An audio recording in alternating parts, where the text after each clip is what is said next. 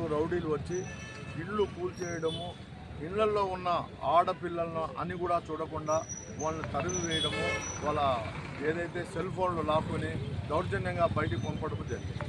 అయితే ఇది చాలా దురదృష్టకరము. ఇటువంటి మా తెలుగుదేశం ప్రభుత్వంలో జరగకూడదు, అయినా ఇప్పుడు జరగడం మేము విచారిస్తున్నాం.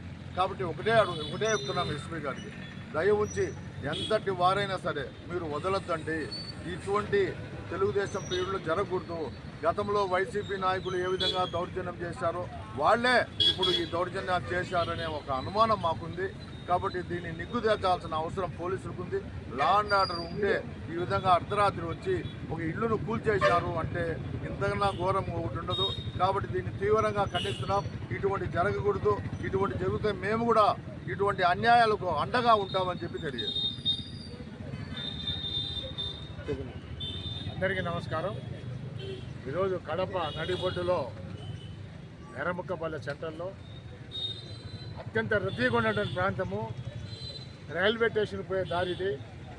అర్ధరాత్రి దౌర్జన్యంగా ఒక ఇంటిని కూల్చి ఇంట్లో ఆడబిడ్డలు ఉంటే వారిని బయటికి లాగి వాళ్ళ దగ్గర సెల్ ఫోన్లు పీక్కొని 2 జేసీబీలతో దాదాపు 100 మంది 200 మంది యువకులు ఈ కడప పట్టణంలో దౌర్జన్యం చేశారంటే మరి లా ఆర్డర్ ఉందా లేదా, అసలు మనం ఏ దశలో ఉన్నామో, ఏ ప్రపంచంలో ఉన్నామో మేము అడుగుతూ ఉన్నాం.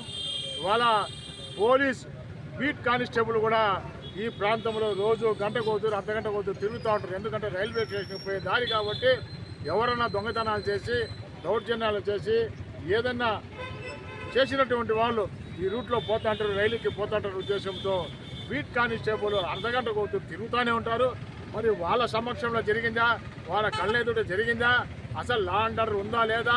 కడప పట్టణంలో ఇది ఎక్కడ మారుమూల ప్రాంతాలు కాదు, కడప పట్టణంలో నడిబొడ్డులో ఇంతటువంటి దౌర్జన్యం జరుగుతూ ఉంటే గతంలో వైసీపీ ప్రభుత్వంలో ఎన్నో దౌర్జన్యాలు జరిగినాయి. మాకేదో అనుమానం ఉంది, ఇది వాళ్ళు ఏమైనా చేసినారా లాంటి ఎవరు చేసినారండి. అర్ధరాత్రి జరిగింది కాబట్టి ఇది అంతుపట్టడంలో పోలీసులు దీన్ని ఛేదించి కఠినంగా ఎవరైతే దీంట్లో పాల్గొన్నారో వాళ్ళందరినీ శిక్షించాల్సిందిగా మేము కోరుతా ఉన్నాం. ఎందుకంటే కడప పట్టణం ఇప్పుడిప్పుడే చాలా ప్రశాంతంగా ఉంది. ఎందుకంటే ఎక్కడ కూడా ఎటువంటి అవాంఛనీయ సంఘటన జరగడం లేదు.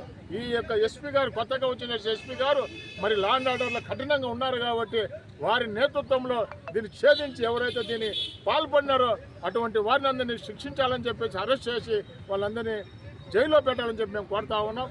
కాబట్టి ఏదేమైనా సరే ఇటువంటి దౌర్జన్యాలు ఇంకా ముందు కొనసాగకుండా ఉండాలని చెప్పి మీ ఎస్పీ గారికి మేము విన్నవిస్తూ ఉన్నాం.